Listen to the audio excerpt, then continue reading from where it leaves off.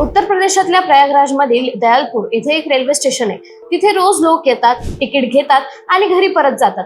ट्रेनमध्ये चढतच नाही. या स्टेशनची कहाणी थोडी वेगळीच आहे. 1954 साली पंडित जवाहरलाल नेहरू यांच्या आग्रहावरून या स्टेशनचं बांधकाम झालं. तेव्हा आजूबाजूच्या गावांमध्ये राहणाऱ्या लोकांसाठी हे स्टेशन खूपच महत्त्वाचं होतं. रेल्वेच्या नियमानुसार जर एखाद्या स्टेशनवर नियमितपणे 50 पेक्षा कमी तिकीट विकली जात असतील तर अशा स्टेशनला बंद केलं जातं. दयालपूर स्टेशनलाही हाच नियम लागू झाला आणि ते बंद करण्यात आलं.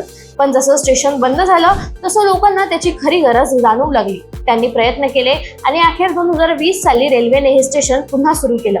पण मग प्रश्न असा होता की पुन्हा बंद होऊ नये यासाठी काय करायचं?